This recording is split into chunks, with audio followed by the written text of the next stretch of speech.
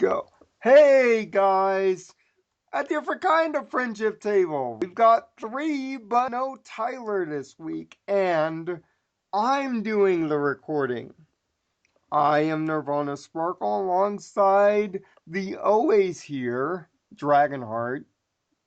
Hello.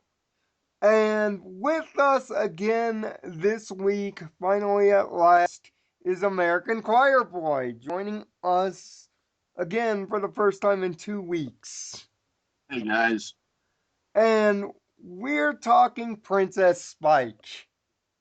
Which, by the way, you couldn't come up with a better name than that, It's a little Hasbro. weird. A little weird.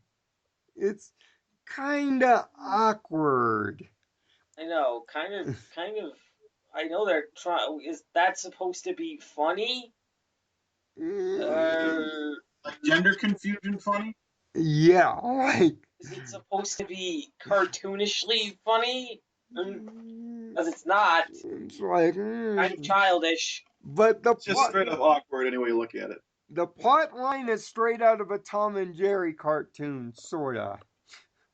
My waifu needs her after working her hooves off for 3 days. Spike Without wants sleep. Spike wants to make sure that she gets her Arn or shut eye, but then goes on a little power trip in her name, but all in noble fun. And that's what I think people are missing with this episode. It's all done within Spike's character. It really shows that both of the previous episodes really stuck.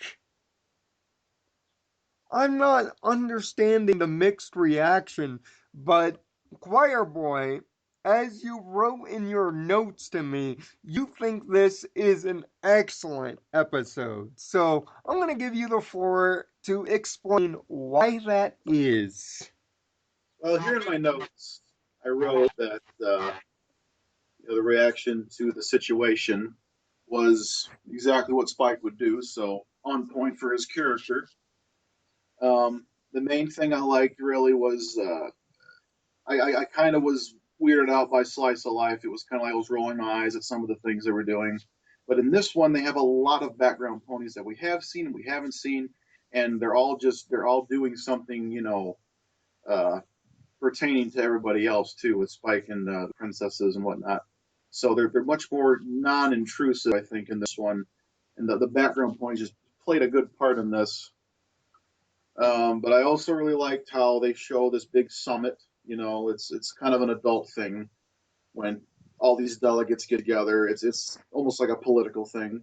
So we're stepping outside, all the kiddie stuff and having this big summit of everybody coming together. Furthers the expanse of the world, and the set piece is a big giant statue made of gems, which was really great for an analogy of the moral, which is we must all play our small part in this world and not try to take on somebody else's role or things will fall apart. So it's a really great lesson there. And the other best part was, of course, Spike just trying to keep the noise level down. And I just found myself laughing at every little thing he did to do It that. resulted in lots of fun shenanigans. Because his character is a little child with little experience with the world, has a big and motivated heart, and that's exactly what we see here.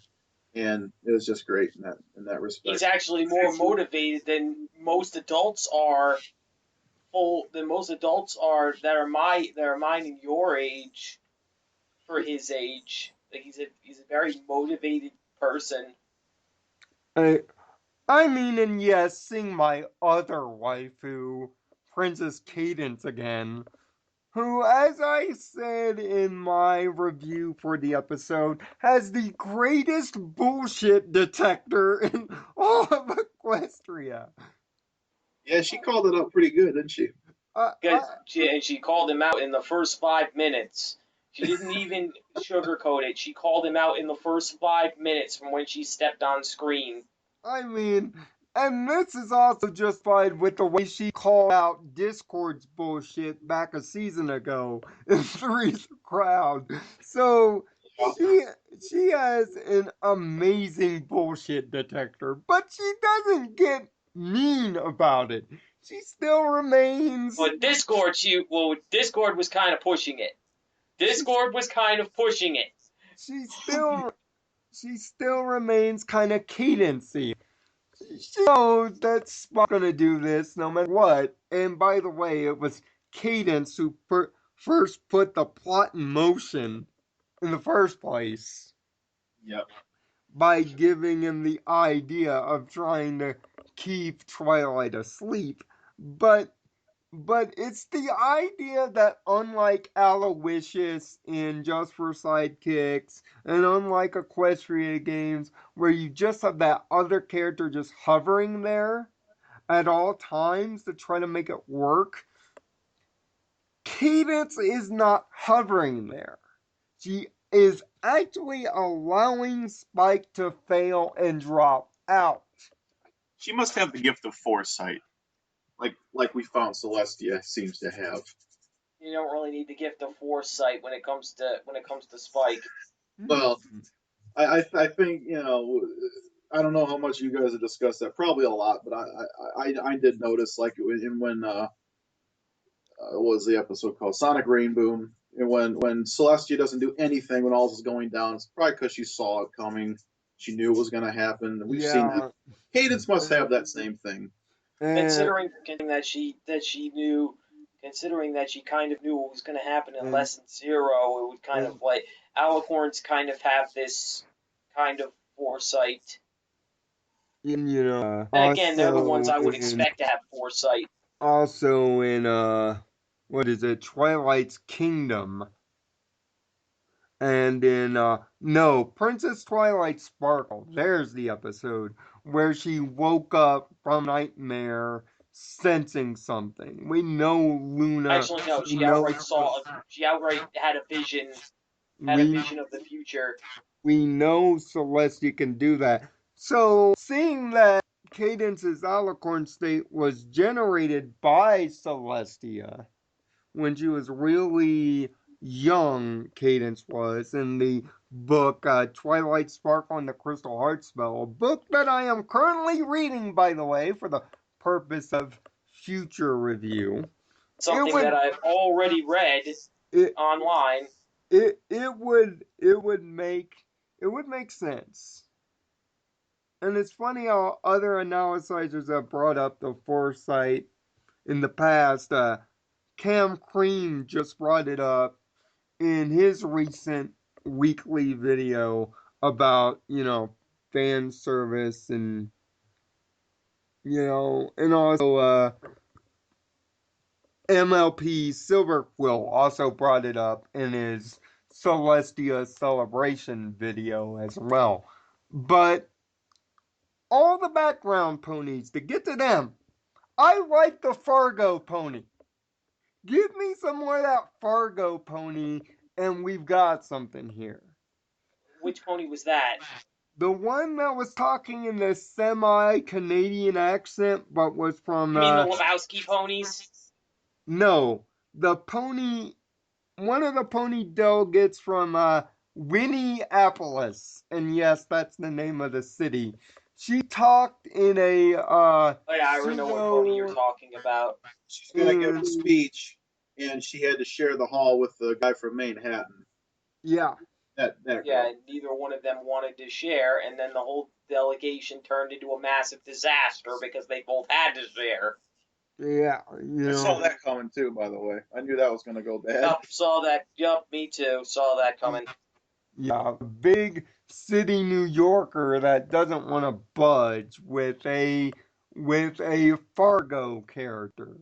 That's By the way, big city New Yorkers, I'm surprised you guys aren't saying this is your people to me. No, because we live in relatively small cities.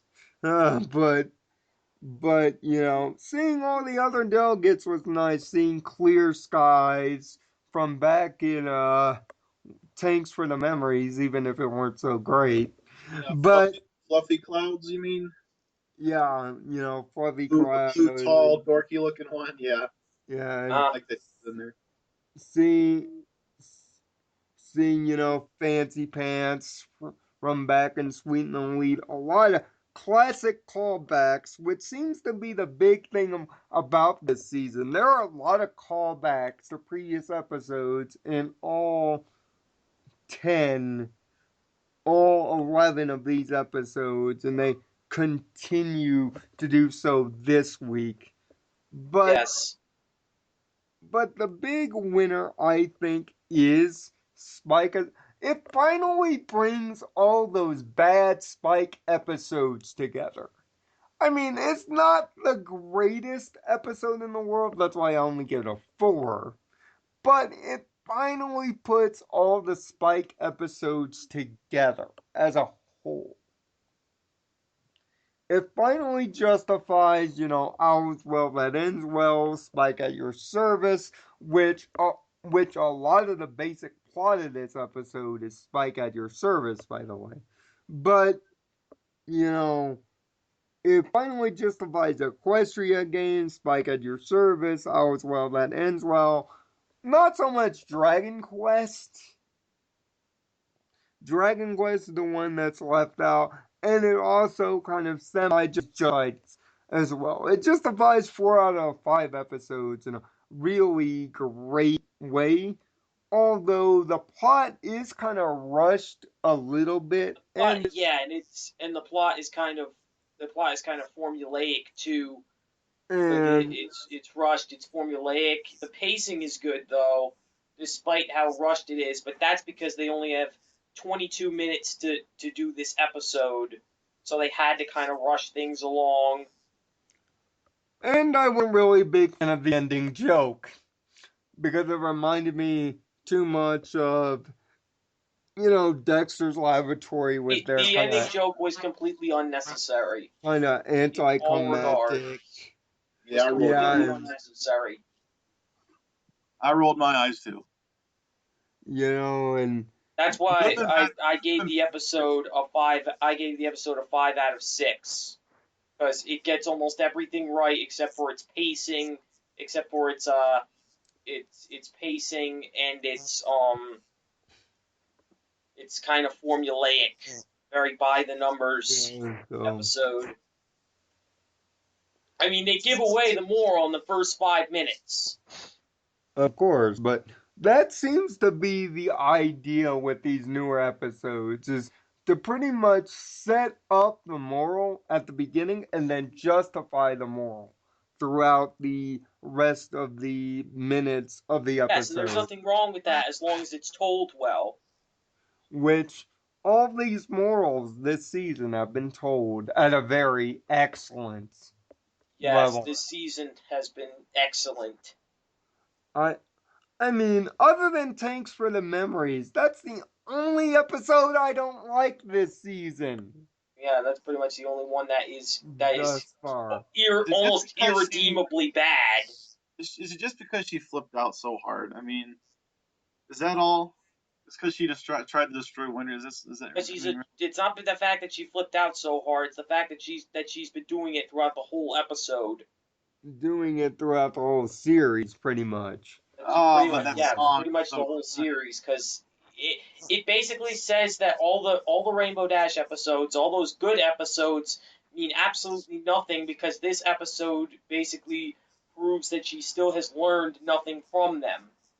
She still regresses back to her old arrogant ways. You gotta have that friend in there. Everybody has that friend. I mean, everybody's got to play their role in this thing. Discord's the even more extreme version of that, where he's always just plotting and conniving. And Yeah. I was hoping to see more of a helpful Discord who was still really trolly. Like he could twist words around and be like, "Oh, I told you, I told you at the beginning." It'd been like, oh, kind of like with Pinkie Pie in the Parasprite episode. Yeah. It'd have been funny. I think he could have had a lot of fun with that. But Speaking of Pinkie Pie, next week's episode is Party Pooped. And yeah, that is the name. That is the name, and it's a Pinkie Pie centric sode. And we get introduced to the Yak Kingdom. Yes, there is a kingdom of yaks. Oh my gosh. Well, there's a kingdom of zebras, monkeys. That's always been established by what Sakura said. Which, by the way, nice job on the tiger griffin. I really like that design from this week. The tiger griffin was very nice. But, it's a Pinkie Pie episode, so it's practically a coin flip. It can be a total disaster depending on the jokes they put Pinkie in, or it could be totally great, like Pinkie Pride. Perfect. So, so I we'll also be, like the cranky one too. I like that one pretty well. yeah, Baby from cakes is the one DD. that just baby cakes could be taken out of the entire can, and that doesn't need to be there. Baby Yeah. Cakes is the definition of filler episode. It learns If I nothing. could, if I Nobody could go learns ahead, anything, and it's kind of distracting in places. right? If I could go ahead Yeah. and retcon that, just so I can give that a Not rating, I bad, give but it's just not 2 out of 6. good. That's a 2 out of 6. Give it Just to about say, a. I'd give it about Yeah. yeah. I'd give it about a 2 out of 6 as well. So we got Pinkie multiple. Pie was hilarious. To watch her dress as a pig and jump around, that had me rolling. That's about it. Yeah, so see, guys, not only in this episode did you get one re-review, you got two. So, so until we do this next week, make sure to visit American Choir Boy at his Twitch channel, twitch.tv/American Choir Boy. He does perlers and occasionally goes yak with Link on the Game Boy. And as for us, we got the best and the worst list coming up real soon. And next week, we have our first ever question and answer video and live stream. Make sure to leave your questions for me or for any of us down at the comment section below. You might get your question answered. And thank you to all our recent subscribers. We're up to 70, folks. We might get to 100 this year. Just might. So until next week, I am Nirvana Sparkle. Find peace in your own Nirvana. Tyler will be back next week. He will leave his thoughts on the episode in the description here spiritually, and we'll see you next week. and have a heart to think positively. See you guys later.